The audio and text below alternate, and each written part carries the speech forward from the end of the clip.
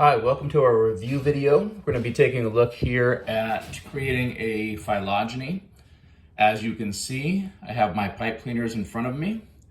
The first thing I need to do is to get them all together. And I need to make sure that each one of them begins at the same point. So I will place them all together. And I will give a twist down here at the bottom of this. Now, what's really important about this initial twist is that this is the base of my phylogenetic tree. What I'm holding on to here represents the common ancestor of all of our organisms. Now, I can begin taking a look at their characteristics and starting to kind of branch them off one by one from this common trunk. So I have to think about the organism that is going to branch off first. And of course, as you've probably noticed, that is going to be the trout. The trout lacks the characteristics that are found in most of the rest of this group.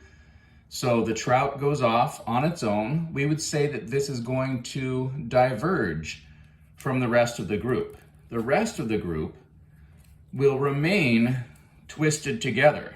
So I'm going to go ahead and give a few twists in here, recognizing that this branch down here is where the lineage that leads to the trout. Now, this is not the trout itself. The trout evolved much later, but this is a group of fish to which the trout belongs, is going to split apart from the common ancestor of all of our other organisms.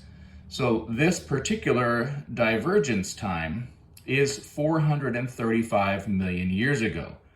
As we can note, because all of the other organisms are linked together in a single common ancestor here, that the divergence time from the trout for every other organism is going to be the same.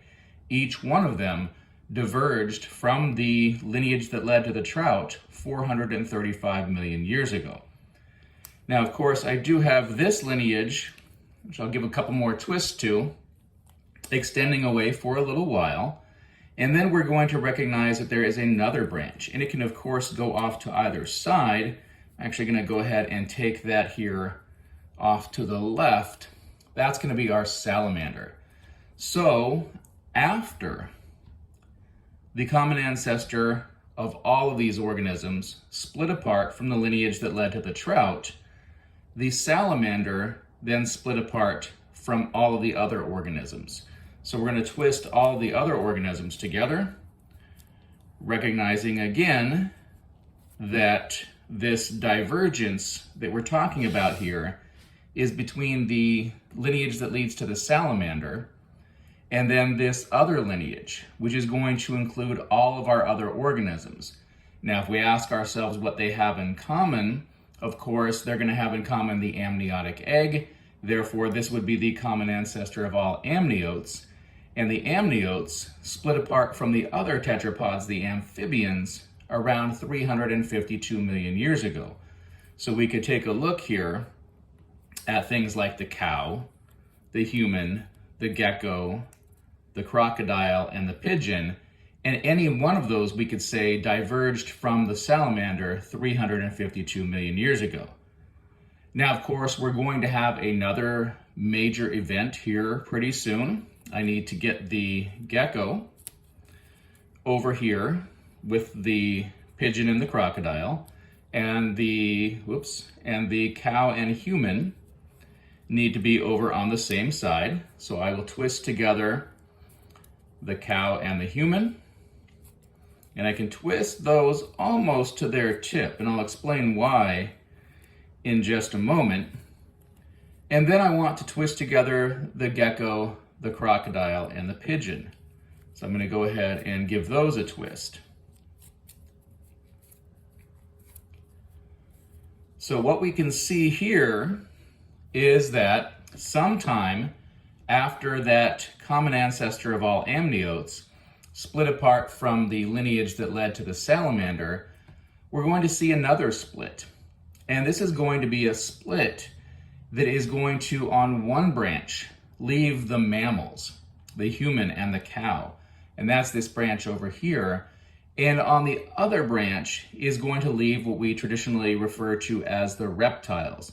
In this case, that is a lizard, the gecko, a crocodile, and a bird. This divergence time is about 312 million years ago. So it's really not that long after this common ancestor of the amniotes split apart from the salamander lineage, which of course the salamander and the other amphibians have amniotic eggs, just like fish do, because the amniotic egg had not evolved yet at this time. So I don't need to do anything more to my human and cow. Their divergence time is just 97 million years ago. And because there are only two members of this particular lineage with the mammals, I'm done on that branch. But I still have three on this other branch. And so we have to figure out, based on our traits, which organism is going to split off first. That will be the gecko, and I will need to spin together here the pigeon and the crocodile. And what we're going to find is that we have a time right in here where that gecko splits off. This is the divergence time between the archosaurs, that is the dinosaurs, the birds, the crocodiles, the pterosaurs, and the other reptiles. So that would include this gecko here. That branching events or divergence time is about 280 million years ago.